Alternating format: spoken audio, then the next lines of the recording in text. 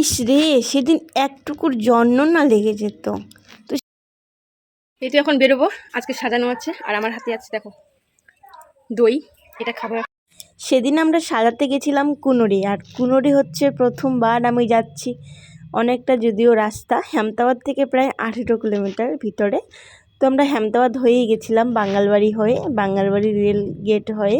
তো আমার সাথে আছে একটা বোন, এই যে এটা বাঙ্গালবাড়ি রেল গেটটা পার করে এই রাস্তাটা ধরছিলাম। কুনোরে আমি প্রথম যাচ্ছি, তার জন্যই আমি এখানে গুগলের একটু হেল্প নিয়েছিলাম। সেটা হচ্ছে লোকেশনের মাধ্যমে গেছিলাম। আর এই যে এখানে দেখছো বিয়েবাড়িতে হয়তো কোনো বিয়েবাড়ি বিট করতে যাচ্ছে।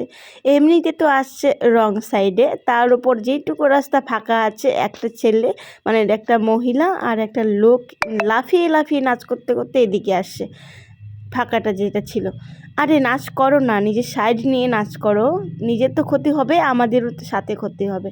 তারপর দেখো ছোটোখাটো নদী নালা না, এমনি ছোটোখাটো রাস্তা, বড় রাস্তা সব কিছু পেরিয়ে চলে আসলাম বাইরে। In 400 meters, turn right.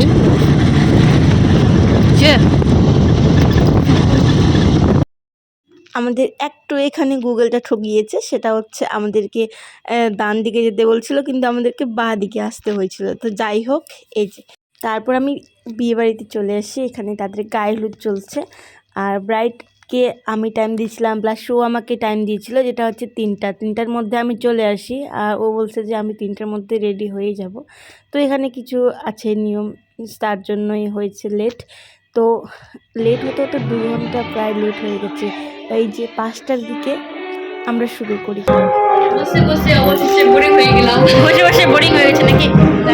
এই যে প্রোডাক্টগুলো আমাদের এখানে আছে, আর এদিকে পুনু আর আমি। 3টায় টাইম দিয়েছিল ব্রাইড, 3টার আগে যেন আমি চলে আসি, ওই 3টার আগে আসি। আর এখন বাজে 4টা, 1 ঘন্টা হয়ে গেল। তখন থেকে গান চলছে, এখনো চলছেই আর কি। অবশেষে সব রিচুয়ালস মেনে ব্রাইড বসে, আর এইদিকে দেখো শাড়ি পরা হয়ে গেছে আমাদের। তারপরে এখানে যারা একটু বয়স্ক লোক ছিল তারা একটু আশীর্বাদ করে নিচ্ছে, ওরা নাকি বাড়ি চলে যাবে। এখানেও আমাদের লেট হয়। তারপরে এদিকে আছে 2-1 জন, ওরাও আশীর্বাদ করে।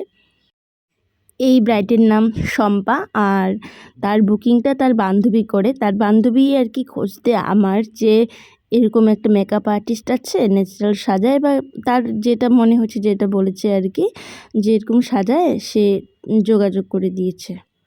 তাকে হয়তো দিয়েছিল দায়িত্ব যে তোর চেনা জানা আছে নাকি মেকআপ আর্টিস্ট কেউ। তো তার বান্ধবীকে বলেছিল, আর তার বান্ধবী আমাকে বলেছে। আর শম্পার মেকআপ লুকটা কেমন হয়েছে শেষ পর্যন্ত দেখতে থাকো, আর জানাবি অবশ্যই কেমন হয়েছে। আর মুখটা এখন দেখো একটু সাদা সাদা লাগছে, কারণ লাইটের জন্য। আর এই যে মেকআপ ডান, ওড়নাটা লাগালে সব মানে সে কমর বন্ধনী বাকি আছে, ওড়না সেট করব, তারপর কমর বন্ধনী থেকে এবার শেষ। তো কেমন হয়েছে জানাইও সবাই। এই যে ফুল লুক কমপ্লিট। আর তার পাশে ছিল তার বৌদি, তার বৌদিকেও হালকা টাচ মেকআপ করে দিই।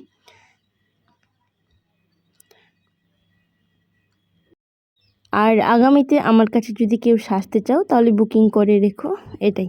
তারপর আমরা ওখান থেকে বেরিয়ে পড়ি। খাওয়া দাওয়া করতে বলেছিল, খাওয়া দাওয়া করিনি। তারপরে শুধু কফি খাই, কফি খেয়ে বেরিয়ে পড়ি।